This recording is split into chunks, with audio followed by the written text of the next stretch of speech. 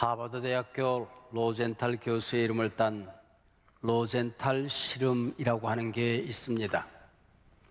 로젠탈 교수는 어느 초등학교에서 특별반이라는 이름으로 한 학급을 편성하고 그 학교에 새로 부임한 젊은 교사에게 이 반을 맡깁니다. 선생님, 이 반 아이들은 지금 성적은 평범하지만은 모두가 IQ가 높고 엄청난 잠재력을 가진 아이들입니다. 선생님께서 이 반을 맡으셔서 이 아이들의 잠재력을 잘 살려주시면 좋겠습니다. 부탁을 했습니다. 선생님은 이 반에 You are special, 너희들은 특별하단다라는 이름을 주고 애정과 관심, 긍정적인 언어로 매일같이 격려하고 칭찬을 했습니다. 1년이 지난 후에 이 특별반 아이들은 다른 반이 따라갈 수 없을 만큼 특별한 결과물을 만들어냅니다. 이 특별반에 숨겨진 비밀이 있었습니다. 이 반은 IQ나 잠재력 등에서 전혀 다른 반들과 탁월하기보다는 오히려 랜덤, 무작위로 모아진 아이들이었습니다. You are special. 이 이름 하나가 전혀 다른 결과를 만들어냈던 것이지요. 교육학에서는 이것을 피그말리언 효과라고 합니다. 나 자신에게 내가 어떤 이름을 주느냐에 따라서 내 인생의 미래가 달라진다는 것입니다. 내게 맡겨진 사랑하는 아이에게 어떤 이름을 주고 어떻게 진심으로 섬기느냐에 따라서 이 아이의 미래가 달라진다는 겁니다. 나아가서 공동체, 가정이나 기업이나 교회나 자기가 사는 이 나라에 어떤 이름을 주느냐 하는 여하에 따라서 자신에게 다가오는 의미가 달라지고 열매가 달라진다 하는 것입니다. 오늘 설교 제목, 너 자신에게 멋진 이름을 주라입니다. 너 자신에게 멋진 이름을 주어라. 성경에 멋진 이름을 받고 바뀌어진 삶을 살아갔던 멋진 인물들이 나오죠. 아브람, 큰 아버지가 아브라함, 세계 열방의 아비라고 하는 이름을 받습니다. 약탈자 야곱이 하나님이 직접 다스리시고 간섭하신다 이스라엘로 바뀌어지게 됩니다. 시몬 갈 때는 피트, 베드로, 반석으로 바뀌어지는가 하면은 사울, 큰 자가 바울, 작은 자의 이름을 가지고 이 세상을 살아가게 되었죠. 오늘 본문은 예수님께서 십자가를 목전에 두시고 예루살렘으로 가시는 길목에서 일어난 사건입니다. 말하자면 오늘 같은 사순절 절기에 일어난 사건이라는 것입니다. 본문 11장의 문이 열려지면 예수님이 나귀 새끼를 타고 예루살렘에 들어서자 사람들은 겉옷을 벗어 길에 깔고 종려나무 가지를 깔고 호산나 호산나 찬송합니다. 날이 저물어 베다니에서 주무시고 이튿날 다시 나오시는 길에서 일어난 사건입니다. 우리가 잘 아는 무화과나무 저주 기적입니다. 이 본문을 우리가 잘 아는 본문이지만은 정말 다시 한번 차분히 읽어보면은 이해가 안 되는 점이 한두 가지가 아닙니다. 십자가를 지시기 위해서 가는 성스러운 길 아닙니까? 근데 왜 우리 예수님 이 거룩한 길목에서 왜 성스럽지 않은 저주 기적을 행하시는 것입니까? 무신론자 버틀랜드 러셀의 말처럼 예수님의 심리 상태가 매우 불안정하고 비정상적인 상태라서 그랬을까요? 이상한 것은 그뿐이 아닙니다. 14절 예수께서 나무에게 말씀하여 이르시되 귀가 없는 나무에게 말을 겁니다. 좋은 말로 말을 건네는 것이지 시비를 거는 겁니다. 점점 더 본문은 심각해져 갑니다. 무화과 열매가 없다고 저주를 하십니다. 근데 13절 이런 무화과의 때가 아님이라 그랬습니다. 무화과 열매 맺는 때도 아닌데 때를 쓰는 걸 뭐라고 그래요? 생때라고 그럽니다. 왜 예수님께서 열매 맺는 때도 아닌데 열매 없다고 저주를 하시는 것입니까? 제가 오랫동안 성경을 연구하면서 깨달은 점 한 가지가 있습니다. 성경 속에서 이해가 안 되는 게 있어요. 앞뒤가 맞지 않을 때가 있어요. 도무지 불합리하게 여겨질 때가 있습니다. 그때는 틀림없이 이 성경에 깊은 하나님의 뜻이 숨어 있습니다. 알지 못하는 비밀이 숨어 있다는 것을 알게 됩니다. 이게 인생입니다. 인생 살다 보면 모든 것이 이해가 되던가요? 모든 것이 논리 귀결이 착착 맞아떨어지던가요? 오늘 우리가 살고 있는 모든 세상이 내 상식에 맞고 내 계획에 맞고 내 뜻대로 굴러가던가요? 불합리하고 이해가 안 되는 점이 한두 가지가 아니지요. 그러나 우리는 믿어야 됩니다. 역사의 주인은 하나님이시다. 틀림없이 이 속에 숨은 하나님의 특별한 뜻, 계획이 있다고 우리는 믿어야 한다는 것입니다. 오늘 전반부 결론 말씀도 참 싱겁습니다. 이처럼 이해도 안 되는 사건 속에서 14절 제자들이 이를 듣더라. 그리고 전반부가 끝이 납니다. 아니, 말하면 듣는 것이야 당연한 거죠. 저절로 들리지요. 근데 왜 성경은 제자들이 듣더라 생뚱맞게 주석까지 붙이면서 끝을 내고 있는 것입니까? 그 다음에 끼어든 본문이 예수님께서 성전에 들어가 청결 사건을 행하시는 것입니다.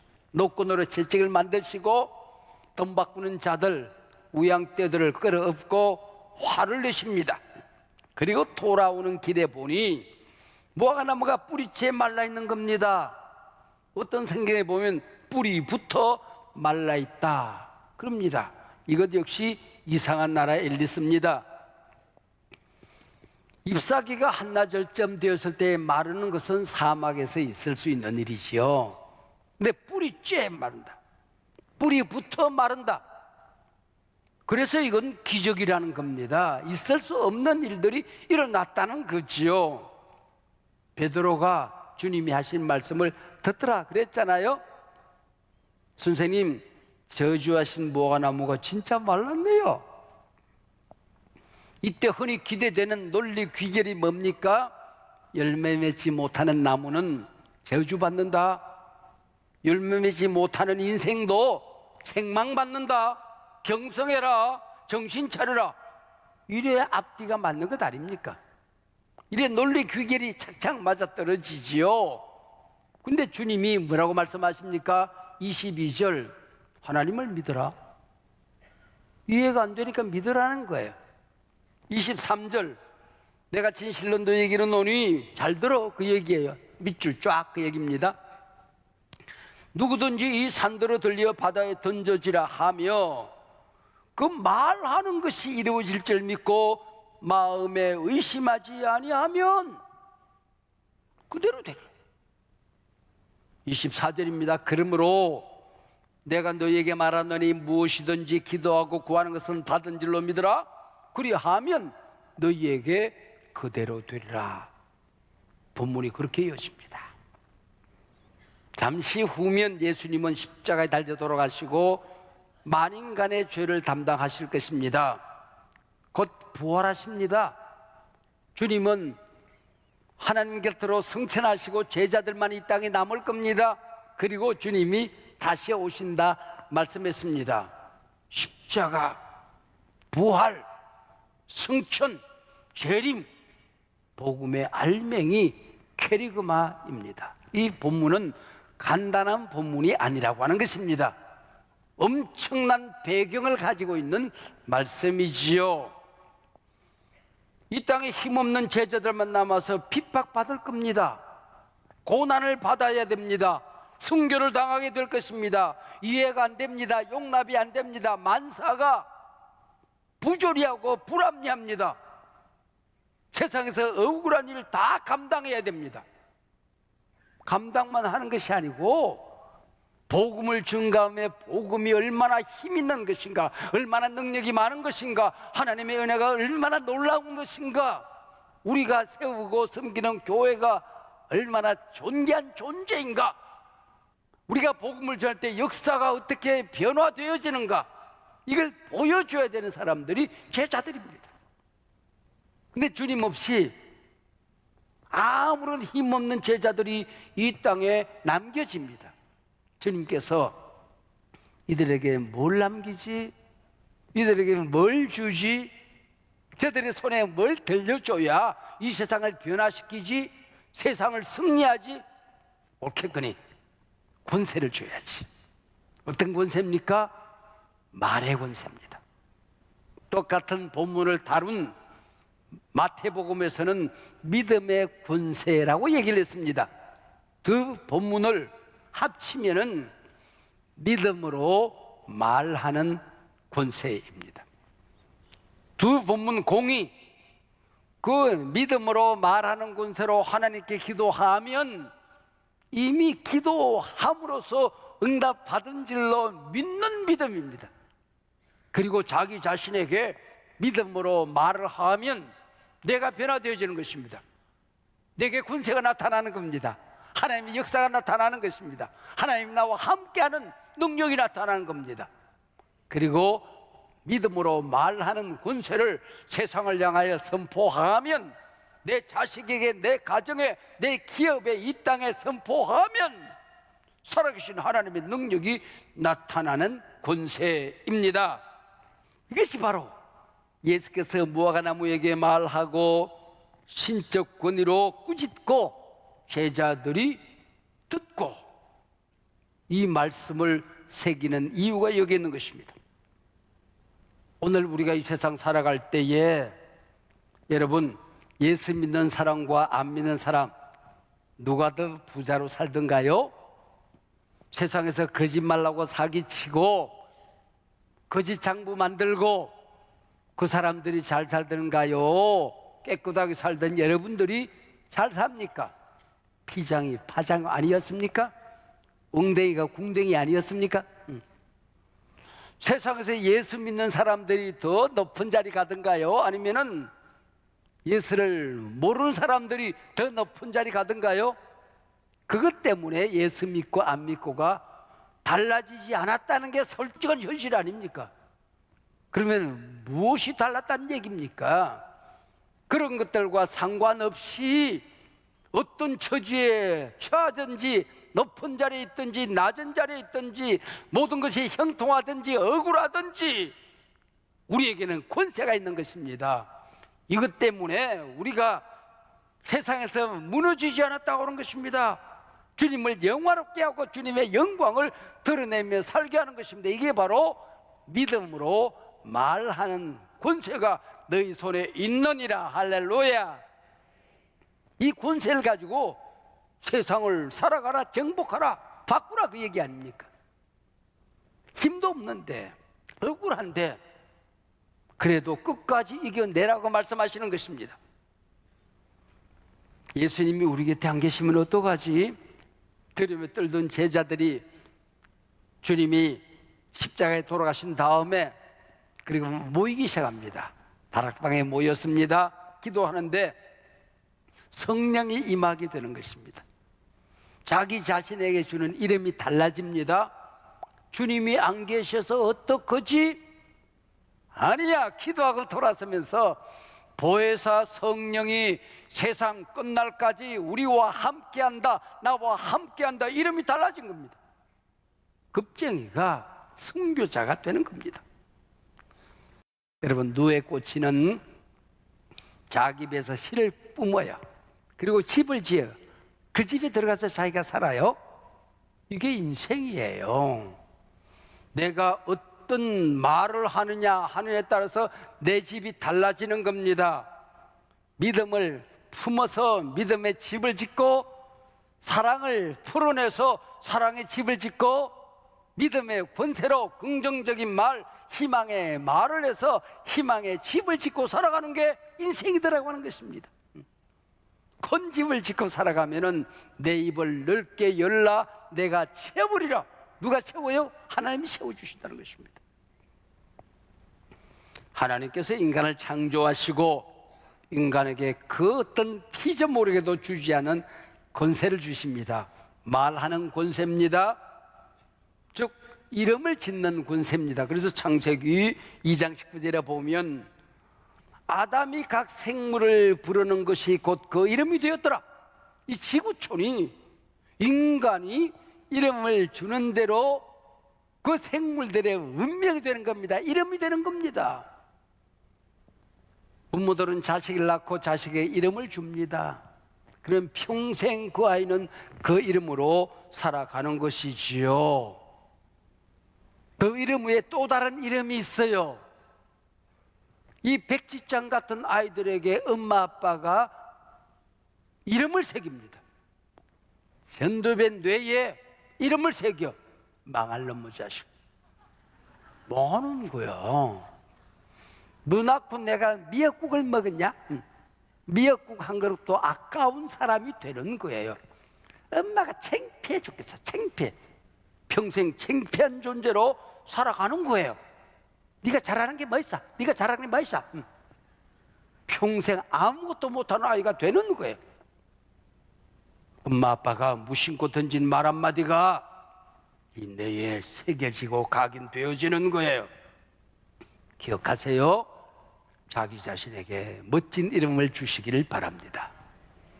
내게 맡겨진 사랑하는 사람, 내 자녀들에게 멋진 이름을 주시기를 바랍니다. 예수만 섬기는 우리 집, 사철에 봄바람 부는 우리 집, 멋진 이름을 주세요. 구멍가게 하나를 세워놓고도 멋진 이름을 주란 말이에요. 내가 사랑하는 이 주님의 몸된 교회에 멋진 이름을 줘야 되는 겁니다. 내 나라 헬조선 말이 됩니까? 멋진 이름을 주면 여러분에게 이 나라가, 이 교회가 주는 의미가 달라지는 거예요. 저는 이 교회를 처음 세우고 한국의 소망, 큰 소망, 한소망이라는 이름을 주었습니다. 예배드릴 공간이 없는데 큰 소망입니다. 사람들이 웃었을 거예요. 물새는 지하실 예배당에서 걸레로 예배당 바닥을 닦고 기어다닐 때 사람들이 얼마나 비웃었을까요? 저게 큰 소망이래. 산각 꼭대기에서 예배를 드리며 오르내리는 사람들을 보면서 한국의 소망이란다야. 웃을 수 있지요. 그러나 30년이 지난 지금 한국의 소망, 한소망교회 누가 웃습니까? 누가 비웃습니까? 당당히 우리는 이 역사 앞에 한국의 소망으로 우뚝 서 있습니다. 하나님의 자녀들에게는 말의 권세가 있습니다. 말을 잘하며 살아야 됩니다. 말 잘한다는 것과 잘 말한다는 것은 다른 겁니다. 말 잘한다는 것은 달변을 얘기해요. 다변을 얘기해요. 응변을 얘기하는 겁니다. 잘 말하는 것은 권세가 있는 겁니다. 진실한 겁니다. 감동을 주는 말입니다. 공감을 불러일으키는 말을 말하는 것입니다. 내 말을 듣는 사람들이 변화되어지는 예언의 능력이 있는 말을 의미하는 것입니다. 죽고 사는 것이 혀의 권세에 달렸나니 하나님의 사랑받는 사람을 보면 그 배후에 반드시 하나님의 사랑을 받을 만한 언어가 있습니다. 입으로 시인하여 구원에 이르느니라. 듣는 말마다 긍정하는 겁니다. 복이 되는 말을 긍정하는 것입니다. 이게 바로 시인하는 거지요. 말씀대로 이루어지이다. 이 시간에도 똑같은 말씀을 듣지만은 마리아처럼 네가 사내를 알지 못하지만은 네가 아이를 낳을 것이다. 이해가 안 돼요. 말이 안 돼요. 말씀대로 이루어지이다. 이 고백 하나가 만인간을 구원하는 메시아가 이 땅에 임하는 역사가 일어나게 되는 것입니다. 우리가 일상적인 한마디 말을 하는 것 같지만은 내 말이 어떤 말이냐에 따라서 그냥 말로 끝나거나 잘 말하는 말로 끝날 수가 있는 거죠. 주자의 말 중에 이런 말이 있어요. 남의 험담하는 사람은 경망한 자요, 이와 더불어 맞장구 치는 사람은 비겁한 자요, 이를 듣고 전하는 사람은 간사한 사람이라 그랬습니다. 교회에서도 흔히 사람들이 그렇게 말한다 그래. 그러면 안 됩니다. 여러분, 그건 자기 말이에요. 그게 말이 안 되면 거기서 잘라버려야지. 입을 막아야지. 자기 말인데 다른 사람을 빌려서 그렇게 사람들이 얘기한다고 그래요? 비겁하다 그 얘기예요. 여러분, 김영삼 대통령이 제일 잘한 게 금융실명제래. 제가 한소망교회 지금 실명제 하나를 선포하려고 그래요. 서문실명제. 여러분, 누가 얘기하든지 간에 이제는 사람들이 말하다라 그러지 마세요. 김택중 목사가 그러고 다닌다 그렇게 말하세요. 그럼 목사님을 그냥 거꾸로 십자가에 매달면 돼요. 다른 사람 핑계 대지 마세요. 야고보가 그렇게 말했어요. 내 혀가 불이니라, 도화선이라 그 얘기예요. 하나님이 주신 복이 있는데 사람들과의 관계가 있어, 은혜가 있어. 근데 그런 뭐 주댕이가 불이 되어서 하나님 주시는 복을 태워버리더라 그런 얘기. 그것까지 다 없어지더라 그런 얘기예요. 꼭 부정적으로 말하는 사람이 있어요. 예쁜 꽃을 보고 그냥 예쁘다고 그러면 될 텐데, 더럽게 예쁘네 그래요. 아니 그냥 예쁜 거는 뭐고 더럽게 예쁜 거는 뭐요? 운동선수 보고 운동을 참 기가 막히게 잘할 때에 참 더럽게 잘하네 그래요. 그게 뭐예요 그게? 똑같이 말을 해야지. 우리가 말할 때에 우리 몸이 말을 들어요. 긍정적인 말을 하면 우리 몸이 긍정적으로 바뀌는 거예요. 부정적인 말을 하면 제일 먼저 들리는 게 내 귀고 사지백체, 내 몸입니다. 그래서 우리 몸이 말할 때 머리가 돌고 눈이 빠지고 간이 배 밖으로 나오고 간땡에 붙고 쓸개가 빠지고 살이 떨리고 우리 말에 이 지체가 말하는 표현이 참 다양하고 재미있지 않습니까? 이 지체가 말을 듣고 말을 표현하더라 그런 얘기예요. 사랑하는 여러분, 자신에게 절망이라는 이름을 붙여놓고 희망을 만들어가는 사람을 보셨습니까? 자기 인생에 더럽다는 이름을 붙여놓고 정결하게 사는 사람을 보셨습니까? 자기 인생에 비난, 비판, 비하, 무시라는 이름을 붙여놓고 칭찬받으며 존경받으며 살아가는 사람을 보셨습니까? 저는 어릴 때에 학교 갔다 와서는 산꼭대기에 올라가 나무를 한 짐 해가지고 옵니다. 고사리 같은 다리가 바들바들 떨면서 가파른 언덕을 내려옵니다. 그리고 부잣집에 나무를 한 짐 갖다 줘요. 그러면은 그 부자 영감이 밥 한 그릇 주고 10원 줍니다. 그거 받기 위해서 나무 한 짐 해가지고 오는 거야. 중학교 1학년 때 8km 읍내에 가서 혼자서 오두막 같은 집을 얻어서 자취를 해요. 더운 물이 있습니까? 수도가 있습니까? 그 펌프물이나 우물물을 길어다가 조그마한 손바닥으로 쌀을 씻어요. 손이 얼마나 시린지. 넣었다가 뺐다가 넣었다가 뺐다가 씻다가 그리고 밥을 합니다. 참 세상이 춥고 찼습니다. 남들은 대학교 들어가는 입시 시험에 한창인데 저는 내 자취방에 조그마한 칠판 걸어놓고 아이들을 모아서 공부를 가르치고 돈을 벌어서 학교를 다녔습니다. 매서운 바람이 불었습니다. 금방이라도 꺾여질 것 같은 인생이었습니다. 나는 내 이름에 또 다른 이름을 하나 붙였습니다. 동화, 겨울꽃. 나는 손이 시리지만은 다리가 바들바들 떨리지만은 지금 힘들고 세상 살아가기가 매섭지만은 나는 꺾이지 않는다. 반드시 꽃을 피우리라. 그래서 꽃을 피우리라 내 인생 겨울에도 동화라고 불렀습니다. 못 모르고 내 친구들은 3년 내 내 이름을 동아라고 불렀습니다. 동아, 우리 놀러 가세요. 동아, 밥 먹으러 가세요. 그때부터 제 이름은 동화, 겨울꽃이었습니다. 세월이 흘러 이제는 환갑이 지나고 시니어가 되었을 때 세상이 내게 붙여준 이름들이 있습니다. 리질리언스, 탄력, 회복성, 꺾이지 않는 사명자. 그게 동화라는 이름의 또 다른 이름 아니겠습니까? 어떤 시인의 나를 키우는 말이라는 시를 오늘 설교 제목 본문 말씀과 연결해서 제가 시를 조금 바꾸어 보았습니다.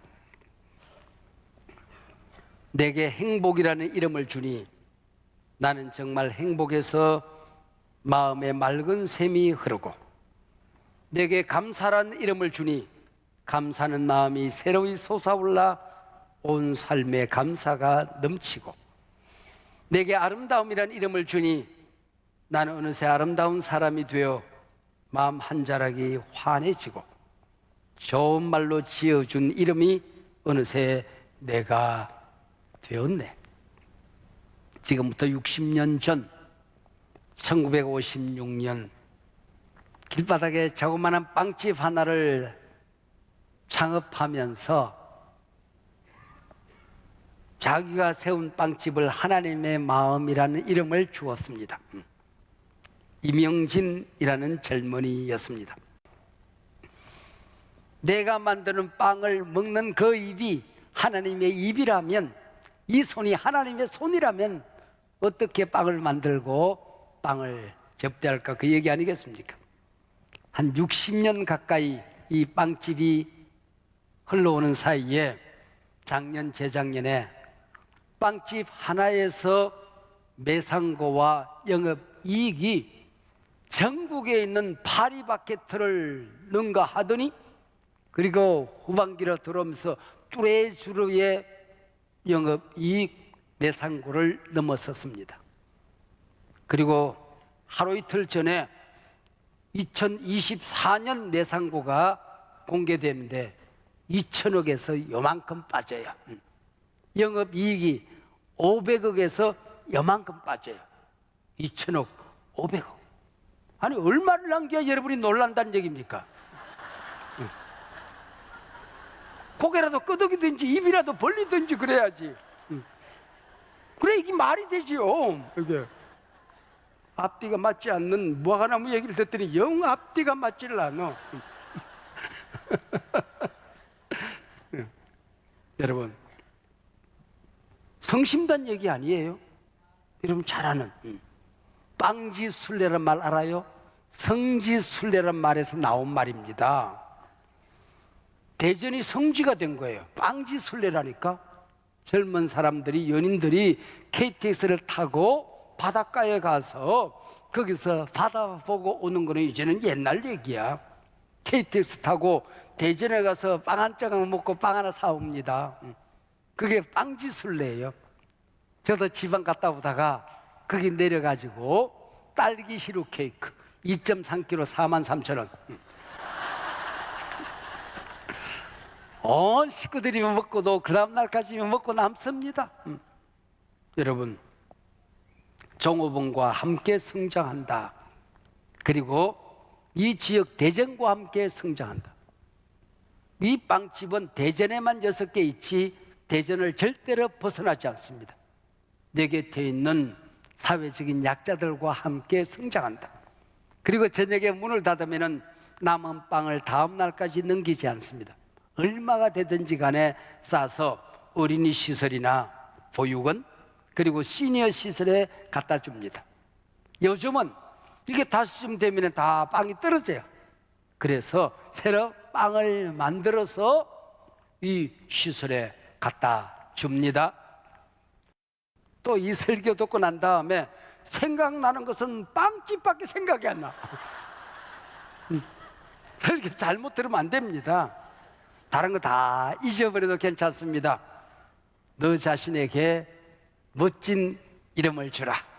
할렐루야. 오른손 가슴에 대고 따라하세요. 나 자신에게 멋진 이름을 주겠습니다. 내 가족들에게 멋진 이름을 주겠습니다.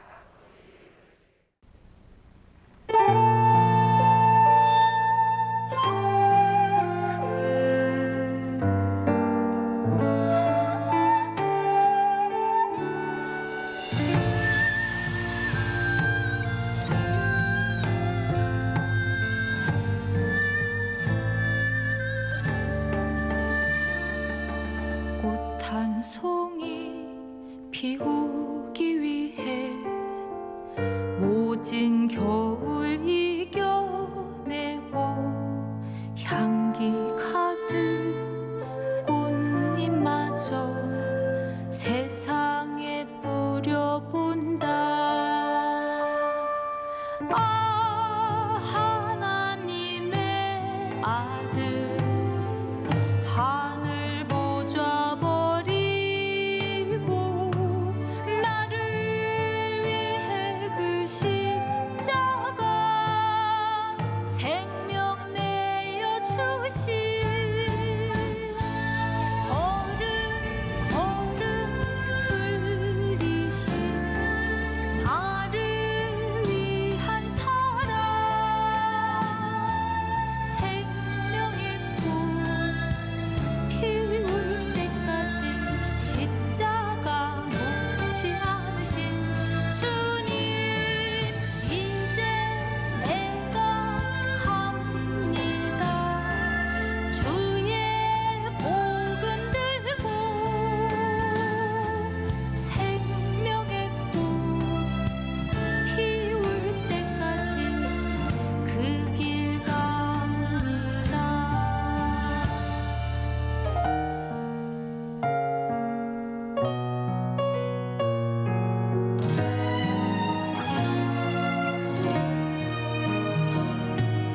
꽃 한 송이 피우기 위해 모진 겨울 이겨내고 향기 가득 꽃잎마저 세상에 뿌려본다. 아, 하나님의 아들 하늘 보좌 버리고 나를 위해 그 십자가 생명 내어 주신 걸음 걸음 흘리신 나를 위한 사랑 생명의 꽃 피울 때까지 십자가 놓지 않으신 주님, 이제 내가 합니다. 주의 복음 들고 생명의 꽃 피울 때까지 그 길 갑니다. 이제 내가 갑니다. 주의 복음 들고 생명의 꽃 피울 때까지 그 길 갑니다. 그 길